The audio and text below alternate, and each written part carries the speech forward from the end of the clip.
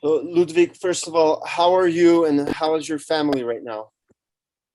Спасибо, слава богу, все хорошо. Thank God Сейчас that myself and my family were all я doing в своей well семье and we нахожусь. are Это самое главное safe at home.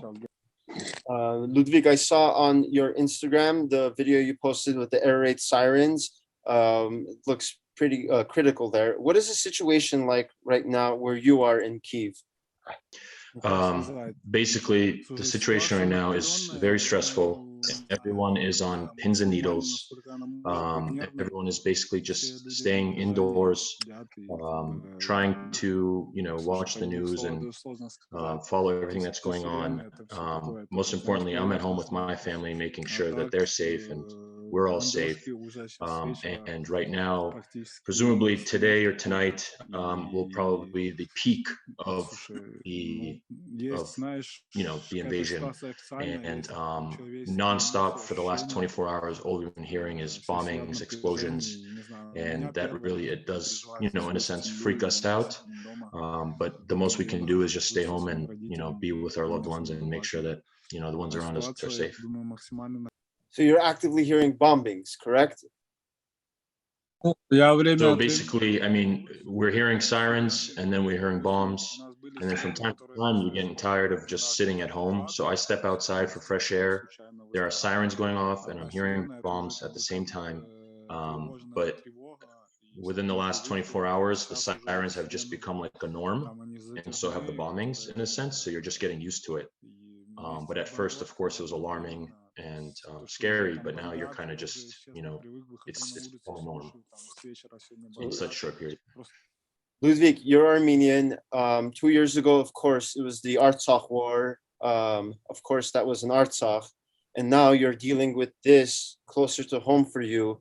How emotionally exhausting has all of this been for you as a Ukrainian-Armenian? I'm an emotionally strong person, and I try to, try to be a realist and take things as they are. Obviously, when the war happened in Artsakh, that's my other home.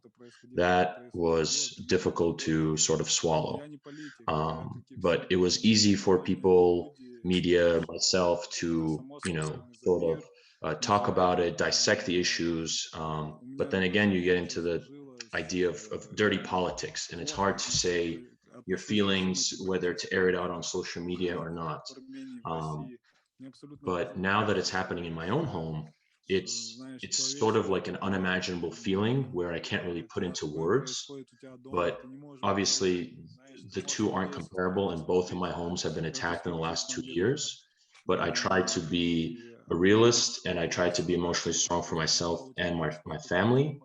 But unfortunately, this is all sort of out of my hands and done by, the whole discussion of politics and whatnot. But it's hard to talk about that because you don't know, you don't have to put your words out correctly, because nowadays on social media, if you say one thing, it could be interpreted as, you're the villain or you don't have the right point, and you can get attacked. So I try to be, myself and be a realist and just sort of, be there for my loved ones and remain emotionally strong, which is the most important thing.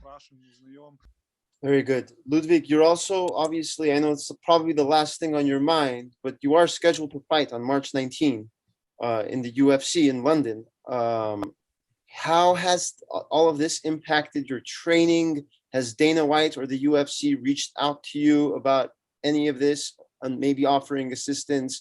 What is happening with that right now, if anything? So I was actually looking forward to this fight. I've been training for it the hardest that I've ever trained for a fight. And of course, my managers reached out to me, and our conversations have been mainly about how am I doing, how's my family doing, the situation. It has been nothing to do about this fight. And as much as I've trained for this fight and was ready for this fight, it's the last thing on my mind, and I'm willing to give up my entire career for this war to end today or tomorrow.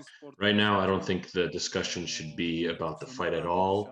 And I haven't even talked about it. Like I said, it's the last thing on my mind, and what's most important is what's going on here today in my country, and just for it to be all over with, and that's where I was at.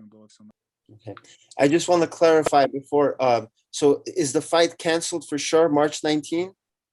Нет, официально. So even my opponent reached out to me and he asked me, how I'm doing and things of that nature. But officially, the fight hasn't been canceled. But again, it's honestly the last thing on my mind. And if they cancel it, they cancel it. I don't care. But this was the fight that I was training for, where I had a full camp for, and I was really excited for. But what's most important is for me to be home with my family. And realistically, I don't think anybody is leaving their homes anytime soon in Ukraine. So it is what it is, and I'm honestly just looking to keep everybody around me safe and be at home. And Liudvik, there's been reports, Vladimir and Vitali Klitschko, they said that they want to fight for their country and help out Ukraine. Is this something that's been an option for you? Is this something you have thought about? What are your thoughts on that? Слушай, все, что я думал. So there should be a sense of urgency for diplomacy, and I think world leaders need to basically get together and figure this out. Normal people like myself and anybody else who are citizens, they can say and do whatever they want, but at the end of the day, I don't think we can possibly change the outcome of this war. It will end up being a political war, proxy war, a cold war, whatever you may call it. But at the end of the day, it all falls on the world leaders to either put a stop to this or let it continue going. People can choose to say they're going to sign up and fight. They can do that, whatever they want. I haven't thought about it. I don't, like I said initially, I don't get involved with politics. I don't want any part of that.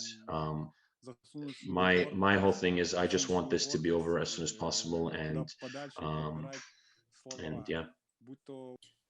Liudvik, thank you so much for your time. I hope you and your family are safe during this time, and I Godspeed. This war ends very quickly, and everyone is healthy, and you can get back to work as soon as possible. Thank you to you guys, and everything will be great, and everything will work out in the end.